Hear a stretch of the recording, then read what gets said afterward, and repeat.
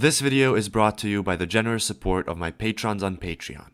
If you wish to support the channel and allow me to dedicate more time to producing such videos, you can do so with a small monthly donation on patreon.com/Balkan Odyssey. A tamo je i razrušeni Vukovar. U kojem neprijatelj iskazuje i dalje genocidnost, masakrirajući vukovarske Srbe. Slika iz Vukovara sve govori i u potpunosti negiraju sve tvrdnje hrvatske zagrebačke propagande o ubijenim Hrvatima. Slike iz Vukovara sve govore i u potpunosti negiraju sve tlapnje beogradske propagande o ubijenim Srbima. War crime accusations are the main substance of most political and historical discussions among South Slavs.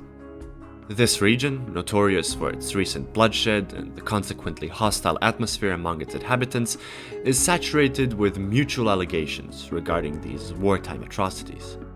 This includes the denial, belittlement, reciprocal accusation, and in some cases glorification of war crimes. Čujte srpski dobrovoljci, bandu četnici, stići će vas naša ruka i u Srbiji.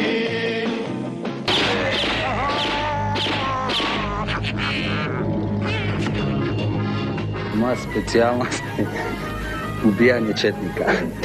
Mi smo Srbi supermeni, ratujemo protiv sveta, zarad sveti mi smo spremni, makar trajao isto leta. Hrvatska se krvlju brani.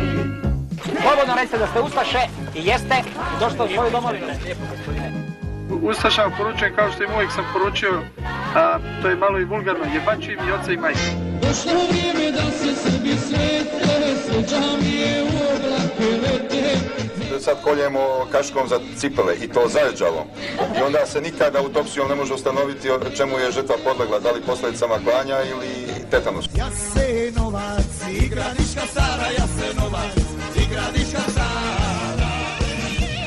To je kuća, Maksovi mesara, to je kuća, Maksovi mesara. Ja mislim da sve djevojke misle ko i ja, da ove fašiste četničke treba poklati i poubijati. Vi ste slomili kičmu četničkog neprijatelja. Srećan prolazak kroz minska polja uz pjesmu Učini bar jedan pogrešan korak. These different stages and forms of instrumentalization are derived from multiple causes, yet they all reside on the same plane in our collective psyche. This plane can be imagined as a built-in pattern of defense mechanisms, which typically result in fight or flight responses when it comes to confrontations about bitter, controversial historical topics, and essentially forces many usually decent people to resort to the denial and belittlement of war crimes committed by their nation and to over-exaggerate those that wronged them. Unfortunately, this completely human response, based on one's tribal instincts and perhaps personal trauma, may present this person as disingenuous and ill-intended, sparking a similar counter-reaction. Before you know it, usually friendly and decent people seem to uncover a certain malevolence from within, one that is not derived from hatred, but a feeling of being wronged personally. This is because, beside the element of primitive tribal instincts which get exaggerated in the face of conflict, many young people base their entire personalities on their nationality, and take any criticism of it very personally.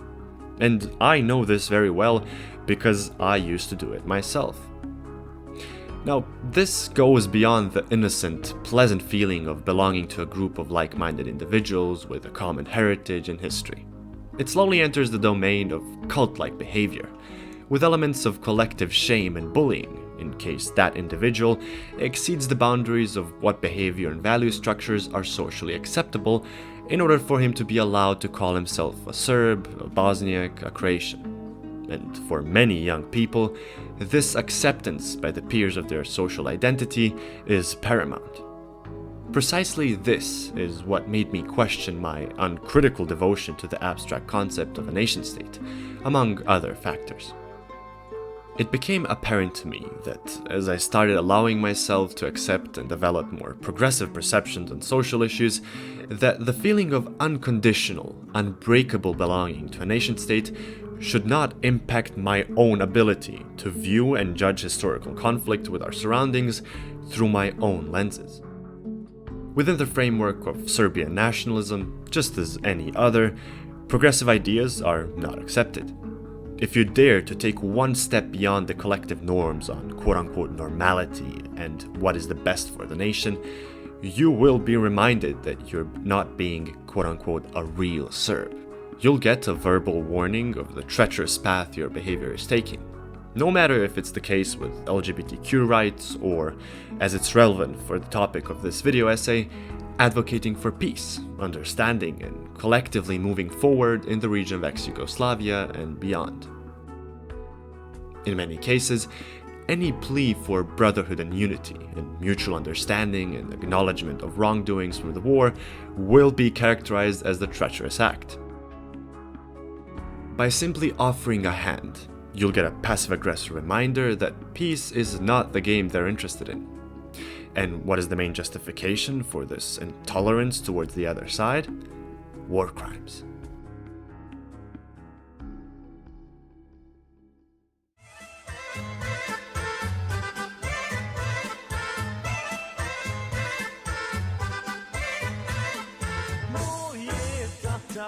Zločinac iz rata, moj je tata, zločinac iz rata.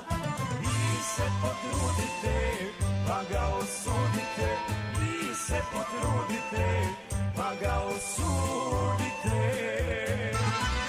Nema niko muda da vodi ga do suda, nema niko muda da vodi ga do suda. War crimes are perhaps the main talking point and seemingly impenetrable argument as to why there cannot be peace and end to segregation between brotherly ethnicities, and why my use of the word brotherly will be met with discontent. The reciprocal accusations between Balkan nationalities about war crimes they committed to each other are also the main instrument used to strengthen their national bonds, often followed with paroles such as "forgive but never forget." I've always found these catchphrases rather amusing. They indicate that we ought to constantly, or at least annually, remember and commemorate our casualties. Fair enough, there's nothing inherently wrong with commemorating gruesome events from the past and paying respects to fallen family members and compatriots, if the goal is to remind us to not be stupid enough to repeat their mistakes and engage in the same wars. But, unfortunately, as much as this parole can be seen as common sense, it simultaneously reeks of something else. This something is the instrumentalization of such thinking to push the agenda of further segregation, and, oh how ironically, Balkanization. At the same time, it reminds everyone that a common state with Serbs, Bosniaks, Croatians, Albanians, and others was apparently a mistake, and that such experiments will inevitably lead to conflict and genocide. What happened in Srebrenica is a perfect example of how these tensions and discussions about the nature of this war crime are divisive no matter how delicate your approach is. Depending on which words you use, what parts of the story you leave out, and what you accentuate, being conveniently placed into a labeled box is essentially unavoidable. For example, if you label the event as a genocide, you are assigned the label of either a Bosniak Muslim nationalist or a Western lapdog. If you outright deny the war crime altogether, attempt to justify it, or merely question its validity, you will be labeled as a Serbian nationalist. If you're more sophisticated in your approach and understand the politicized and purposefully divisive term genocide, and instead use the word war crime or massacre, you will be shunned by both sides. Serbs will characterize you as an absolute disgrace, a traitor, an auto-chauvinist for even mentioning crimes committed by Serbs, whereas Bosniaks will all the same see you as a Serbian fascist for not fully acknowledging the genocide.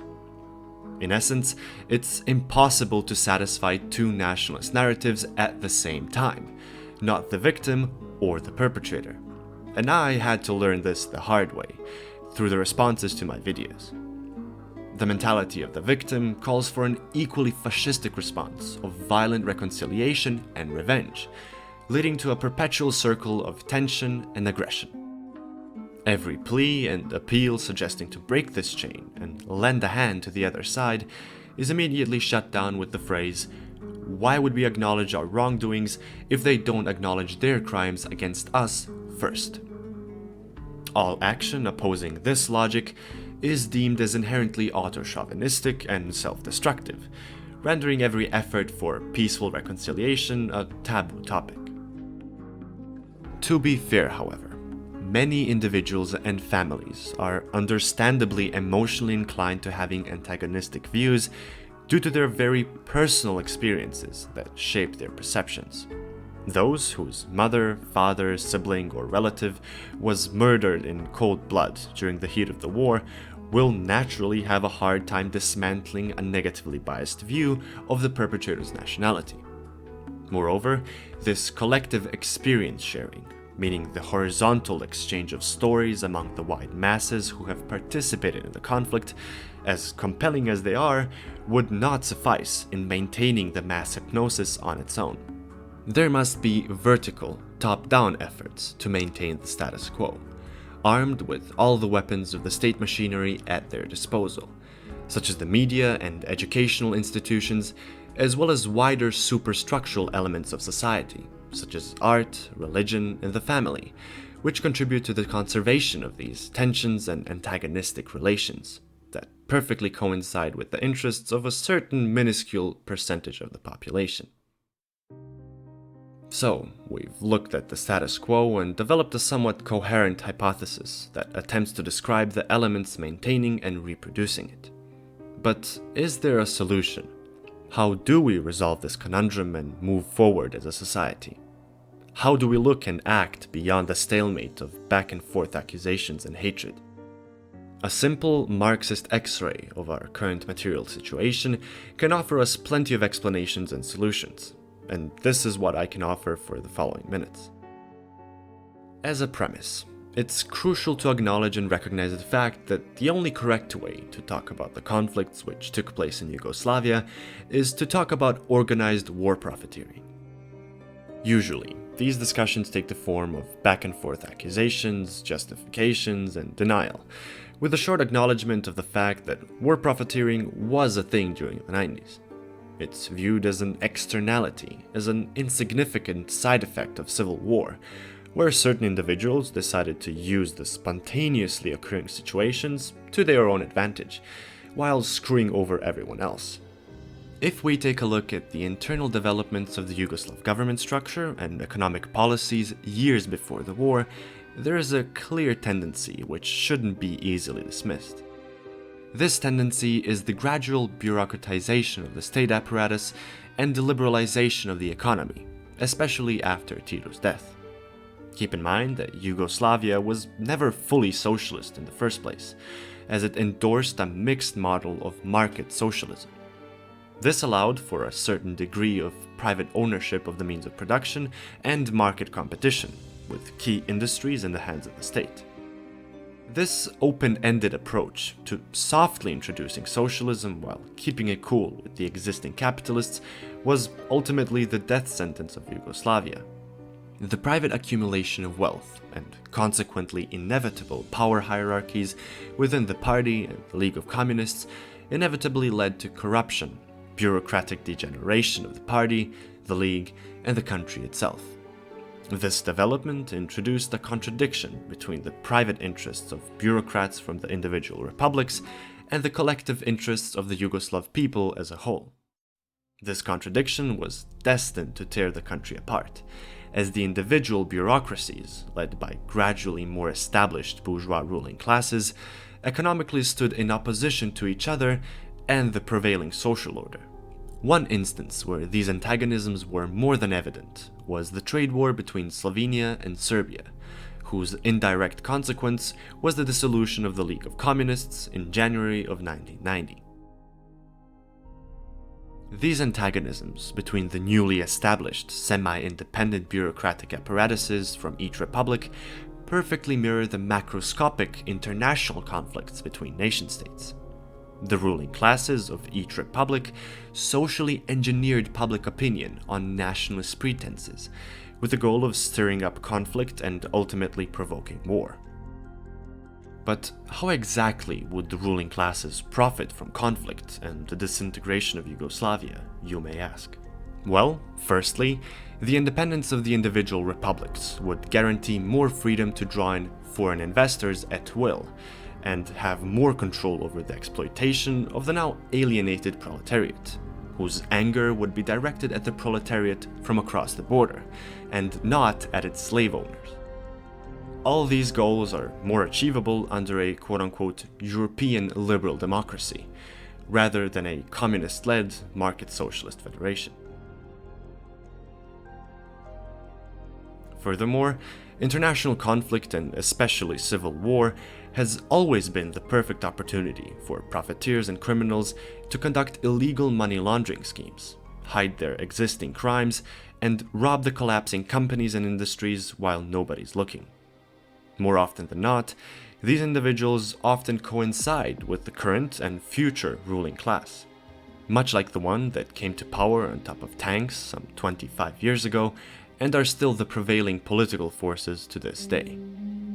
Lastly, these ravaged companies and industries, once in collective hands and worth billions of dollars, are then sold to foreign investors for dirt cheap prices, leading to rampant domestic and foreign criminal privatization of every aspect of the economy.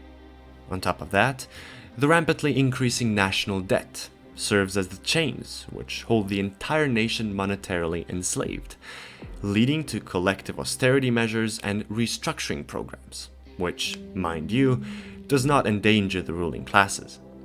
After all, the losses are nationalized, the profits privatized, and it doesn't matter whose lapdog you have to be if you're free to exploit those beneath you. The war profiteering and criminal privatization, which operates thanks to artificially strengthened antagonisms between working class people, this is the essence and the crux of the matter. Not the war crimes and atrocities committed by individuals on behalf of the abstract label of your nationality, whom you owe no defense or justification. The only viable step forward, that's in the interests of all of us, no matter his or her name, religious background, or family history, is the rise of class consciousness. It's the recognition of who is your true enemy, and the recognition of the ways you've been hypnotized, deceived, and robbed. This, however, does not mean the abandonment of your nationality, of your traditions, language, culture, or religion. Nor does it mean disrespect towards your ancestors, or those who sacrificed their lives for the country you live in. To the contrary, this merely represents the awakening of the deceived masses to the realities of class conflict, opposed to blindly marching into destructive wars against your own neighbors. It means lending a hand and owing up to the mistakes of your own people and making sure they never repeat. I think there's nothing more patriotic than that.